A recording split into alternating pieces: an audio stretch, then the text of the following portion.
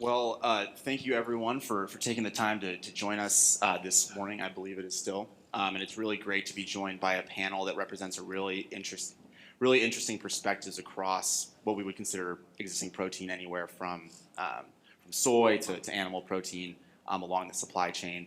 And so, really interested to hear their perspectives as they're different across their unique perspectives. To put this in context a little bit, I'm as excited as anybody about any of the new proteins that are coming online, whether it's plant-based, insect-based, using new forms of yeast engineering or fermentation to produce novel proteins. I think those are all really exciting pathways that have validity and will play an important role going into the future. But I think when we think about the food system as it is today and the infrastructure that exists, there's a certain degree to which we have to think about what is old is new again. And so there's a degree to which we have to think about what are the existing proteins that we have today and how can we optimize them for a way that makes sense to feed a growing world, and to do so in a way that's environmentally sustainable and economically sustainable. So what I'd like to start off with here, and we don't have to go in any particular order, but each of you sort of comes from a unique background on what kinds of proteins you're looking at that exist in the food supply chain. And it would be great to get a perspective on sort of what the current demand is for those proteins that you're looking at today, where the strains are currently, and then we'll transition that into a little bit of a conversation of what we think things are going to look like in 2050 as those demands begin to change. Excellent. Well, thank you. And I come with the same accent, but with a different career base this time. Last time I was telling you about my career in the cotton industry, which took nearly 20 years of my 3 decades in agriculture. But recently, in the last the last decade, I was intensely involved in beef production in Australia. And we did it in Australia, or this operation I ran did it in Australia on scale. It was a company called the Australian Agricultural Company. It was founded by a £1 million grant by the King of England, Edward the Third or Fourth, I think it was, and the grant of 1 million acres of wasteland of New South Wales, which happens now to be our prime coal and wine growing areas north of Sydney, called the Hunter Valley. I came into the CEO role of managing AACO back in 1990. Let me think back what it would have been. It would have been 2009. And took it over, and it was a company that had 29 million hectares of land in the middle and north of Australia. At the time, it had a herd of, putting that number of hectares in perspective, putting it into your language, it's around circa 74 million acres in total.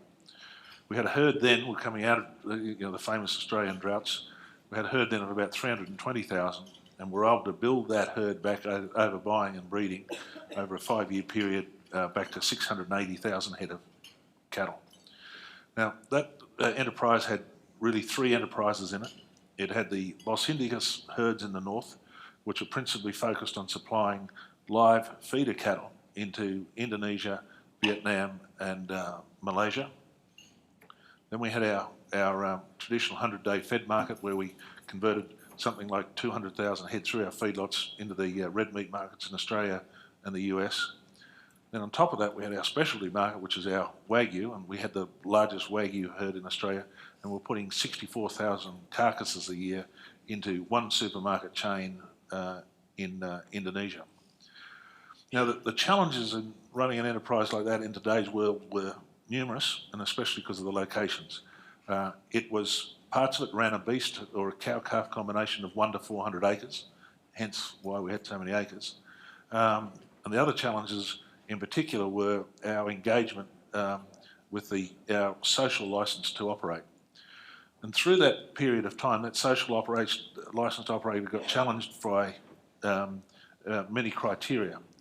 At one stage, the Australian Federal Parliament actually stopped the export of Australian live cattle to international marketplaces.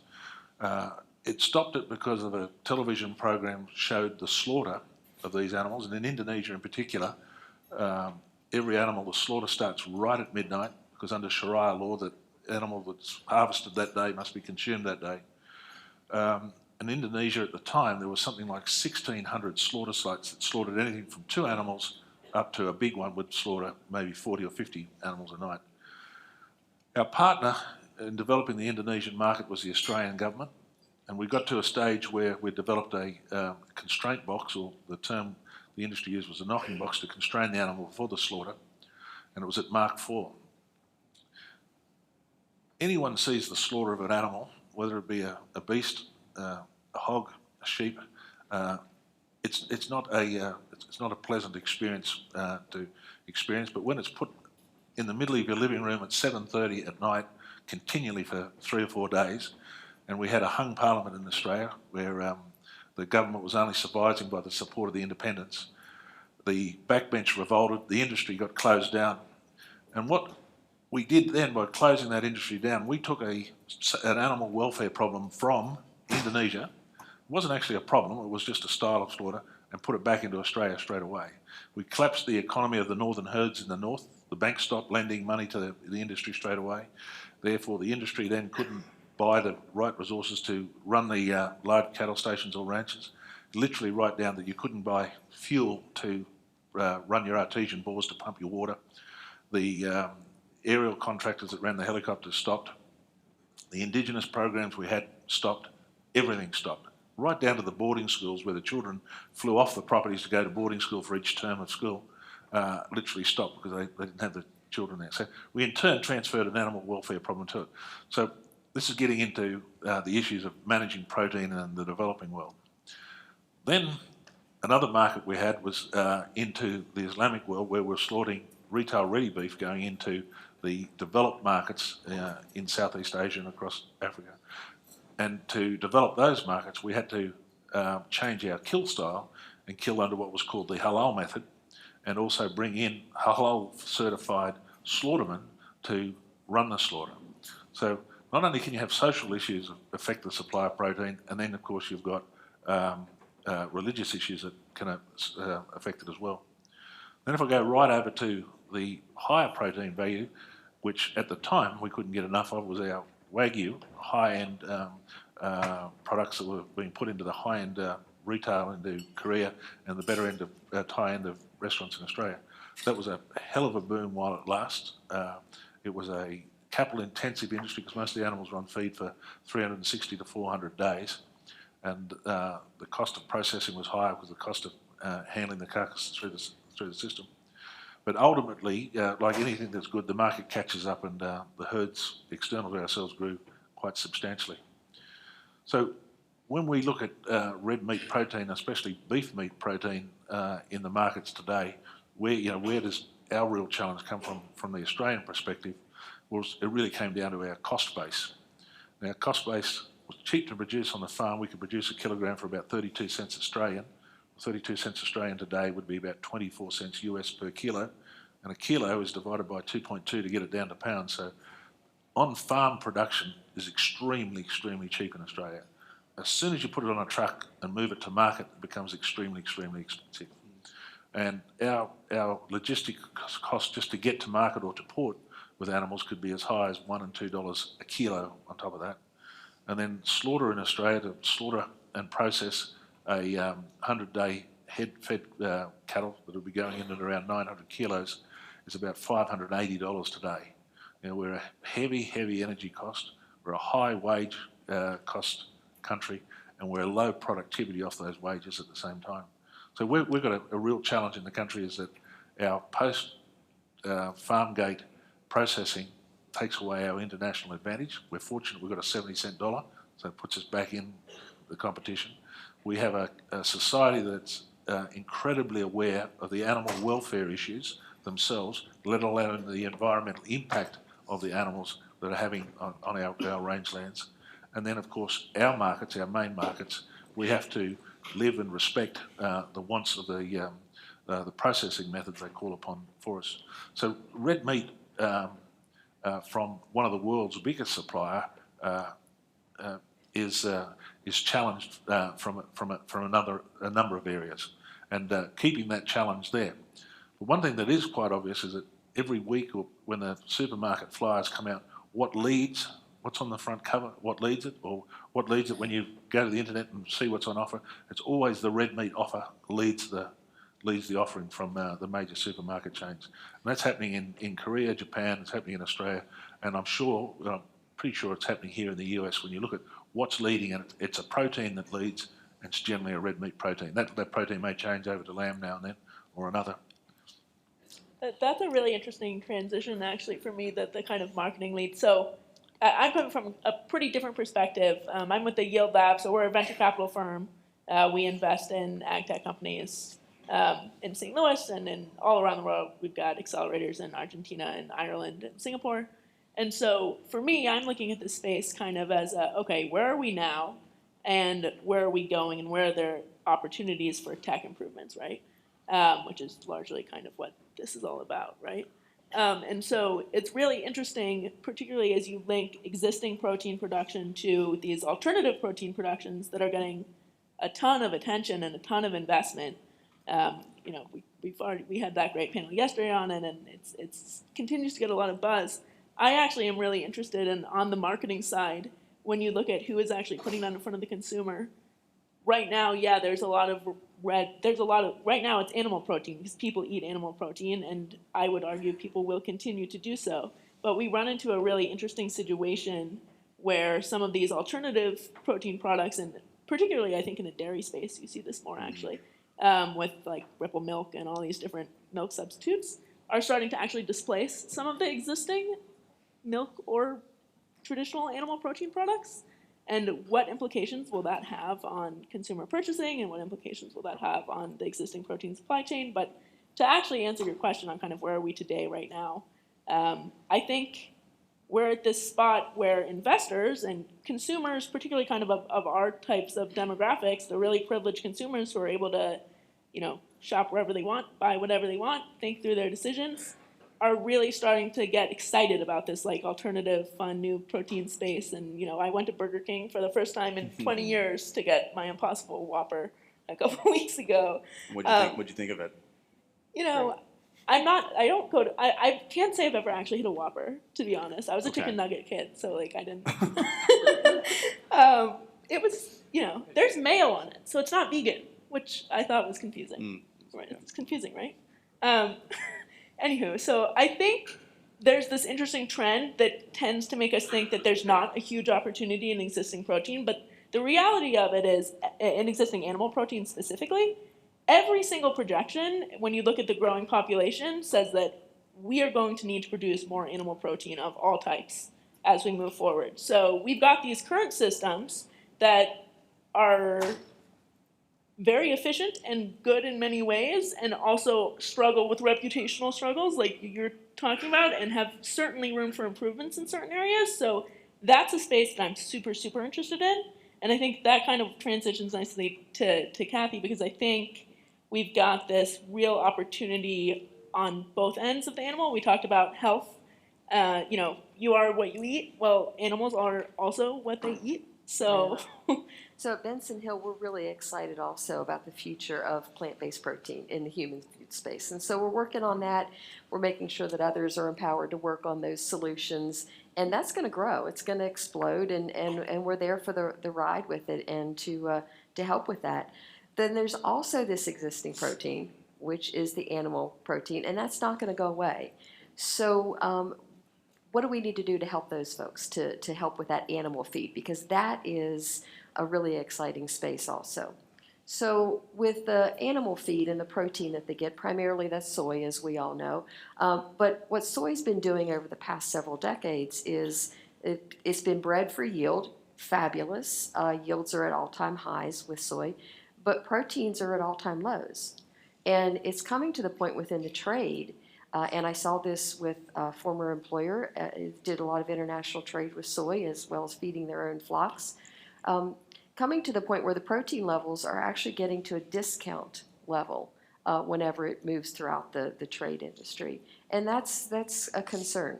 So not only is it impacting trade, but impacting animal health. So what can we do about that? And at Benson Hill, we believe we can impact that not just by increasing protein in the beans, crude protein, but digestible protein and the amino acid profile, so that the birds, the cows, etc., can really grow faster, grow better, stay healthier, have more livability within the flocks and the herds.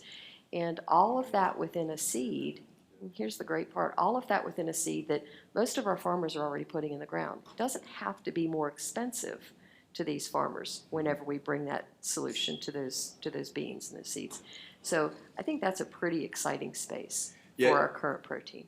And you guys are, it's interesting that you're at that point of the supply chain. When we think about, you write about like the volume versus the protein quality and protein quantity inside a seed. And so do you have a sense of how optimized it can become as you understand the ability to increase the protein quantity and quality inside of soy as a feed source or in other feed sources?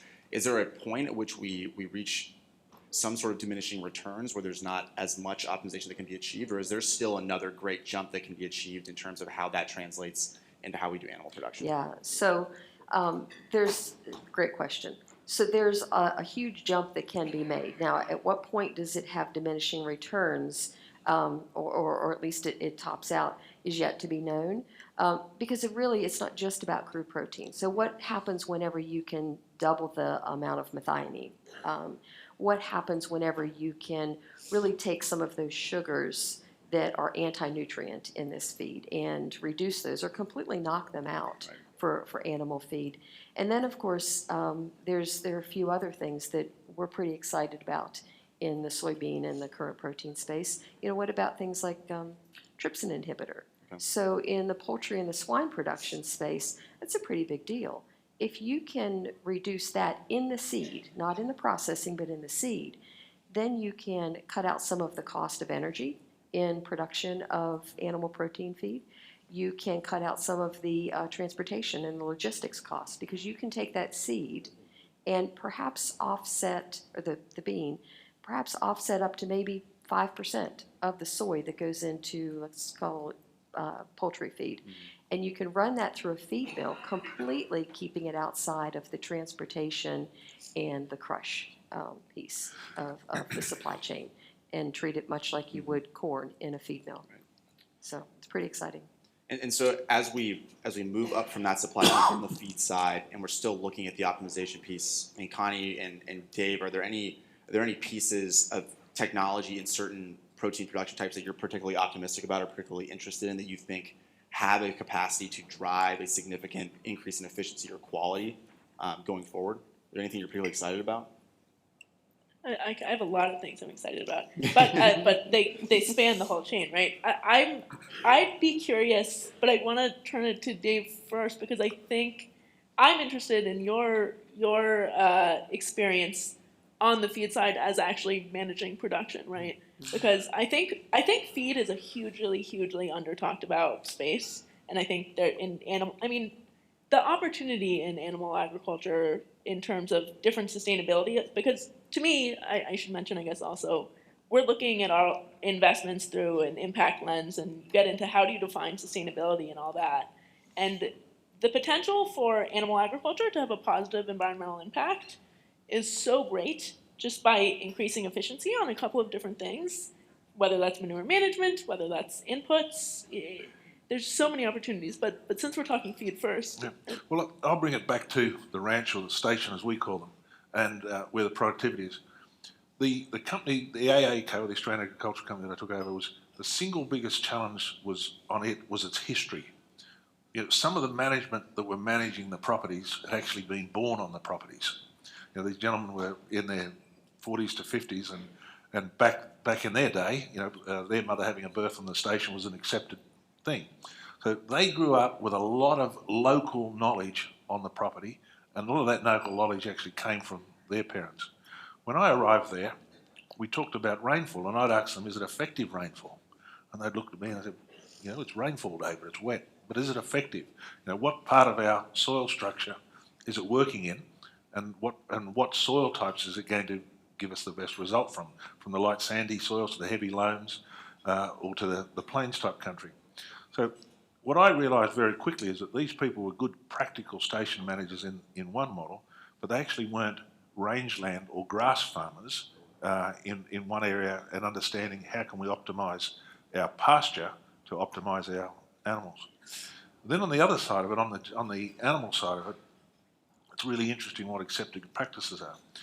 You know, we had accepted practices through our audit system, and I'd always ask the board at the end of each year or each half when we were signing off the accounts, do you know what our second biggest expense is? Because our biggest expense at the time was always the cost of borrowing money, and we borrowed stacks and stacks of money. And they'd look at me and they'd say, oh, maybe it's labour, David, maybe it's the fuel and all that. But we had to book 6% attrition to the herd each year, in other words, losses. And that 6% came in between market value between $30 and $35 million a year, which was a big hit to the bottom line. I said, but the frightening part about this is we don't know where those losses are. We don't know whether the heifers calving, dying in calf, are they the weaners? Once we take them off their mothers, are they dying, or are they the old cows dying off? We really don't know. No one's been tracking it. And this is where, in both those instances, pasture management and genetic management and then tracking management is where the technologies that we're talking about today are going to make a big difference. Because rangeland in Australia is valued, you don't buy acres, you buy beast units. So everything's valued on, you know, a beast unit. So if it's 400 acres to run a cow-calf operation, that you're negotiating not in 400 acres, you're negotiating in cow-calf units. And when it gets valued in the holding capacity. So anything that you can do to improve those performances there, from an investment perspective, you're ratcheting value up very, very quickly, besides just the normal thematic of taking the price up. So managing that enterprise, you got very quickly excited in all the ability to take what I'd learned in the cotton industry by taking a hydrogen probe to put in the soil to count the amount of hydrogen atoms that would tell me where the water load was in it. We got very excited about the ability to take vision equipment and go out and put at the water troughs where the cattle came in and watered every day, and with the electronic ear tags, the animals would walk past the sensor, so we know that this is a cow, we knew her number, and we could visually photograph her, sense it, and the next day you'd sense it again, and you could actually pick a trend whether the animal was putting on weight, taking off weight. Then we went into temperature measurement, we could tell whether it was in calf or out of calf. Now all those decisions gave the pre-planning of the operation a lot more efficiency, because we could go out, and a typical muster for us would start early in the morning. We'd put 206 and 172 Cessnas in the air. They'd locate the cattle. Then the Robinson 22s would come in and start moving the cattle. And once they got it into groups of 5 to 10 to 12, the guys on the motorbikes, guys and girls on the motorbikes would come in, and they'd be riding Yamaha or Hondas 600, 650s. And they put them together into mobs of 100 to 120. And then from there, the horsemen would come in. And at the end of the day, you'd end up with 2,000 or 3,000 head of cattle that had to be walked over the next couple of days to yards. But all that information that was coming into us all the time was we could get ourselves ready. We had a fair indication of how many pregnant cows we had. We had a good indication of what cattle we had, because as they walked past the sensors, we knew we'd lost cattle, they'd end up in another paddock, or we've got cattle that don't belong here, we've got bulls that don't belong here, or we've got neighbours' cattle that have come in.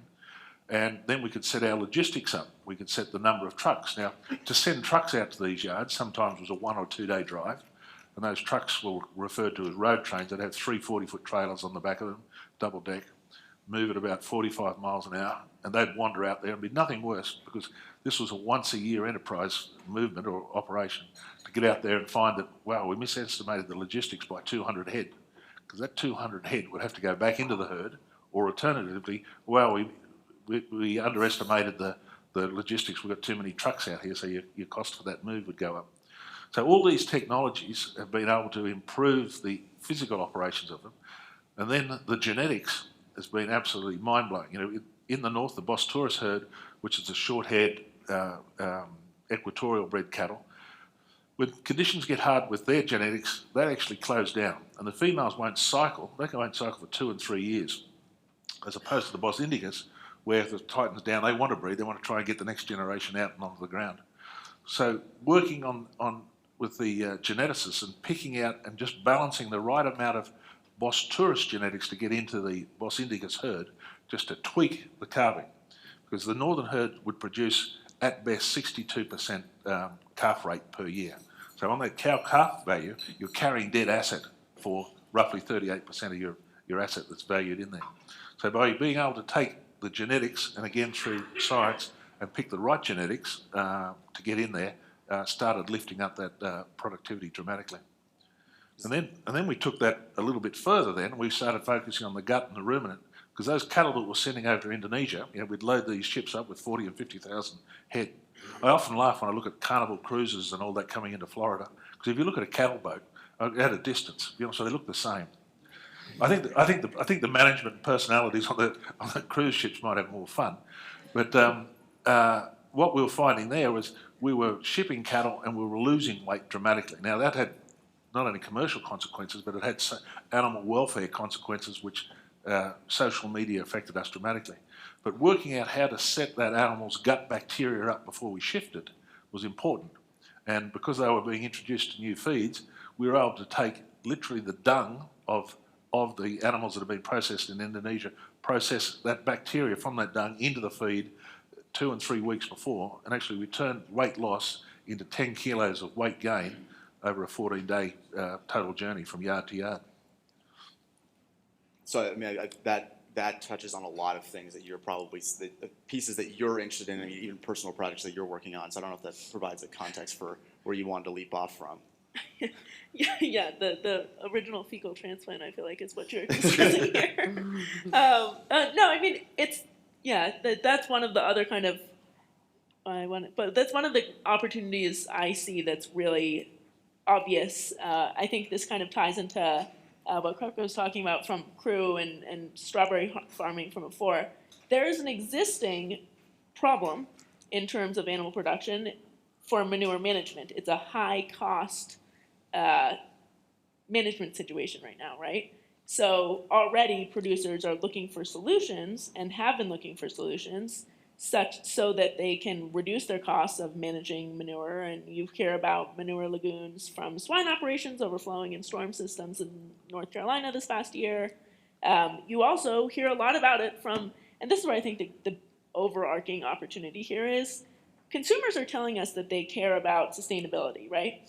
That's defined in the eye of the beholder often, but climate change is a thing, and we need to deal with how to make these operations more sustainable. And one of the great opportunities that I am excited about right now is in the manure management space, because there's a lot of technology that's already pretty validated, and there's a huge opportunity to drive adoption through innovative business models, right? And I also, from where I sit, care a lot about the idea of impact investment and how can we actually quantify that, because it's very, very, very difficult to do, and technology starts to help to enable quantification of inputs and outputs into systems, right? But specifically within the manure management space, there's a huge opportunity because there needs to be some type of commercial solution that is widely adoptable in absence of legislation, because we can't rely on that in every region. So when you look at California, there's some really successful biogas digesters in place. When you look at the Netherlands, there's some really great manure management systems in place. But right now, those systems aren't being effectively commercialized and designed such that they work for whoever in the end is paying for them, oftentimes the producer, but not always. So there's so much opportunity there to just think through different business models. Because when you look at manure and you break it down to really get into it, you've got water and you've got nutrients. I mean, a large dairy production facility is a phosphorus mine, and that's pretty significant, I think. Well, one of the most interesting impacts we're seeing in Australia is that the new technologies allowing industries to relocate themselves. A lot of our intensive feedlot industries were geographically placed in higher elevations to keep the cool of the summer. Now with solar, with battery and biodigesters, we're seeing a big movement of both the pig industry and the chicken industry shifting themselves to bringing themselves closer to the grain so that they've been able to reduce their logistics costs down. And with the new technologies, they've been able to reduce their mortalities down dramatically. And they're literally living off their own energy. And with some of the solutions we can bring to the feed, you can actually reduce the amount of litter there is, the manure there is to begin with.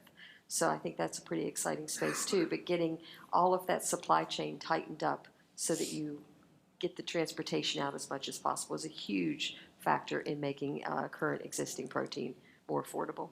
It's really interesting when you think about the like making it a cyclical system. If you put it in perspective, so when I was an undergrad, I worked on like life cycle analysis for various agricultural systems, and so when Beyond Meat came out with their LCA that Michigan State did, it was a really interesting opportunity to see that comparison between what they thought the impacts of an animal system were compared to the type of burger that they were creating. But what you ended up finding was that there actually was so much variability in the animal production systems that the results, and this is often a problem with doing LCAs in general, is that there's just so many scenarios that can occur. Now, in their analysis, they still found that the production of a Beyond Meat burger was a lower impact per unit than that of animal production. But are there any, for consumers, for an industry that generally speaking gets pretty much just pounded for being anti-environmental and for having tons of like negative environmental consequences, are there any legitimate misconceptions about animal protein production or feed production that actually could benefit the environment in a way that people don't currently know about today?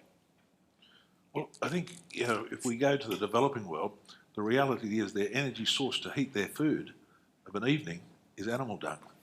It is the fuel that boils the water that goes underneath the little cooking plate. They dry it out, they ignite it. So we're recycling animal dung for cooking purposes, for generation of electricity purposes. So I think what we're really, really careful of is that, yes, we do have, the overflow of ponds and outbreaks and that we don't create headlines out of them that ultimately kills an industry. So I think you have to look at it as an opportunity, though, because I think that it's, again, consumers are telling us what they care about. Therefore, and actually, the way that these kind of alternative proteins are coming to the market is providing more diversification in the protein space, which is ultimately good, because then you end up being able to have more niche specialty products that drive a higher margin, right? So I think that, this is my message often when I'm sitting with more of the kind of dairy, larger commodity groups. Instead of saying, hey, why won't these people drink more milk? We need to make people drink more milk, right? Well, people are going to buy hemp and almond milk because they're really, really good at marketing. And we're not on the animal side of things as much. So we can market the sustainability component because there is actually a lot of falsehood in what is being, so like that New York Times graphic that came out last week, right? So we do oversimplify LCAs, and if you actually start to look into the sustainability kind of climate projections, silvopastoral systems, different types of regenerative agricultural systems, these all play a huge role in actually drawing down, carbon emissions, right? So if you're able to harp on that opportunity and also to say, hey, by adding this technology to X percentage of dairy farms in the US, we are going to be able to reduce CO2 emissions by this much, and Beyond Beef can't touch that. So that's the opportunity that I think we really need to be capitalizing on. So I'm interested in things that enable us to do that. But well, it is interesting. If you look at the consumer, the customer, in the developed world, my country eats 34 kilograms of beef per head per year. And I think America's on a similar one, and Argentina beats us all. But I'll go back to the Indonesian experience.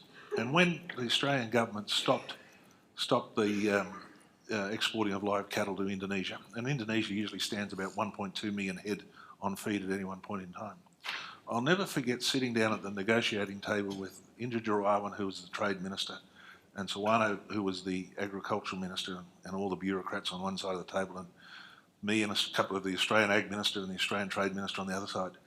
And I do understand a little bit of Bahasa, but if I had to return it into Australian language again, it went like this. And excuse the colloquialism as I tell you, you bastards ever do that again, we will stop the 58,000 holiday makers on the island of Bali going home.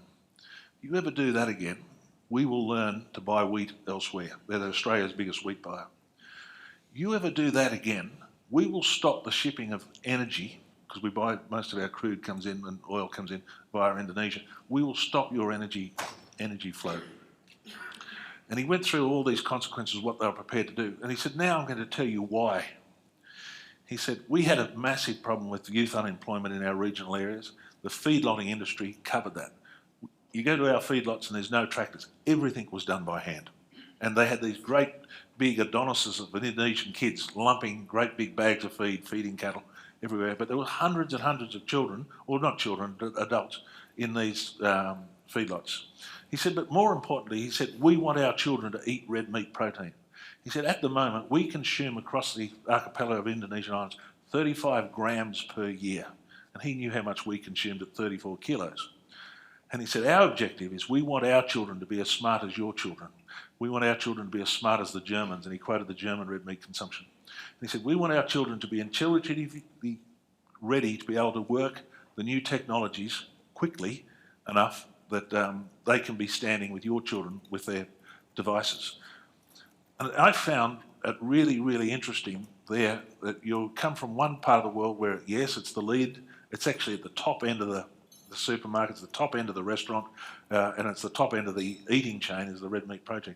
And to go down to a country of 320 million people that were aspirational to eat more red meat, and we as a country stopped their whole production chain literally within one day and disrupted it for a whole year.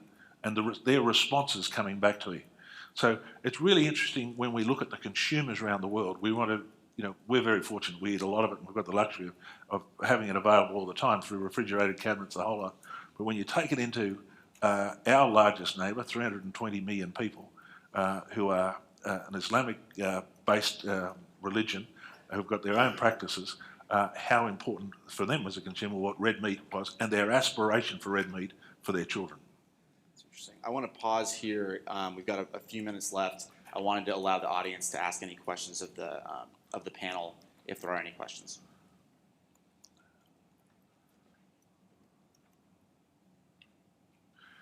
I might, an interesting observation in Australia at the moment while we're waiting for questions to come into, we, like California, are being challenged for water use and consumption. Therefore, we're pushing water use to the highest value crop.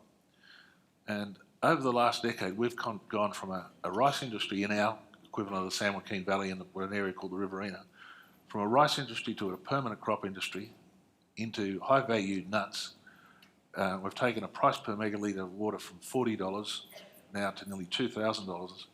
And now at $2,000, the fresh fish industry for fresh perch and Murray cod that are grown in ponds, put into 1-tonne tanks with an oxygen cylinder, and flown into the high-end markets in Japan and Korea now are pushing the water value to nearly $3,500 a megalitre.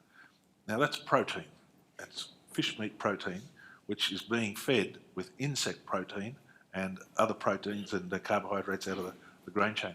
So it's interesting how the effect of protein is not only affecting the value of changing the landscape of other crops, but how quick and willing people are prepared to change enterprises to get there. Yeah, we're That's actually a great segue. My question is specifically about fisheries and aquaculture, because it hasn't really been discussed, and I feel like the realm of fisheries, fish production is often sort of seen as external to agriculture. But we're seeing this increase in aquaculture production, huge demand for seafood products. So I guess I'd be just curious to hear your thoughts on the future of that industry, fish and stuff that comes from water. Thank you for that. I'm glad you asked that question because I was sad that we hadn't talked about aquaculture yet. Yeah, there's a tremendous opportunity in aquaculture. Fish is lower on the food chain, and therefore you can produce it somewhat more with lower inputs. Certainly, there's two interesting things here. One, I think you look at the history of aquaculture and fisheries, and there was this thought that aquaculture was going to be this sustainable solution to our fisheries, and instead, aquaculture increased demand for fish-based protein. So it actually increased pressure on our fisheries. And I think that maybe something similar will happen in animal protein, actually, because we are so fixated on protein as a culture and making sure that we're getting enough of it into our diets. So there's that one piece. And then the second piece is actually on, I guess, production and technology as relates to it. We invest a lot in the aquaculture space. I think it's full of opportunity. in our fund, so in Singapore, one of the government's kind of priorities for investment is aquaculture. They're interested in vertical farming, aquaculture, and alternative proteins, which is pretty interesting to be investing out of there now. And so when you look at aquaculture, like if you look at shrimp farming, there's a huge opportunity for vaccines in the space. There's a huge opportunity for more reliable supply chains, but ultimately you've got efficient systems and then you've got really, really, really inefficient systems, and it's much harder to, I think, transform some of the inefficient systems that are in Malaysia and these like homegrown systems that are just dumping effluent and have very little kind of restrictions. So yeah, we could have a huge panel on it, and I don't have enough expertise to go into all of the different pieces of it, but so much opportunity in We're seeing aquaculture. some exciting space there too. So as we think about the high cost of feed that goes into the aquaculture, how can you impact that? And right now, some of the feed ingredients that feed the rest of our animal protein space really aren't applicable to aquaculture. But if you work with those feed ingredients a bit, you know, on the genome of that, and make those more applicable, more available to aquaculture, you can really drive down some of those costs and help with some of the supply chain needs that exist in that space. Got it. Well, I really want to thank Kathy, Connie, and David. I think are we running late on time here? Do we have one more question? What do you say? Very, but we have 3 minutes. Oh, great. Okay. Sorry, did you have another comment? Can I kind of, from my side, wrap it up with an observation though, is that the society is a lot more aware and a lot more responsive to the management of raising and harvesting animal proteins than ever before. And being in that industry and being an operator of it, your code of conduct and how you present yourself and ultimately represent your operating model, how you manage your staff and how you deliver their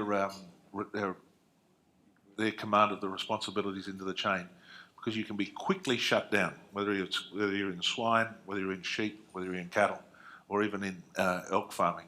Society is very, very aware that anything that's living, breathing, and is going to be harvested for their consumption must be looked after with dignity, must be looked after humanely, and more importantly, respected for what it is.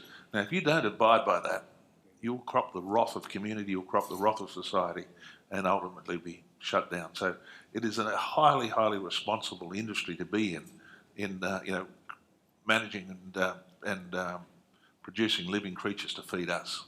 And society is really, really aware of it.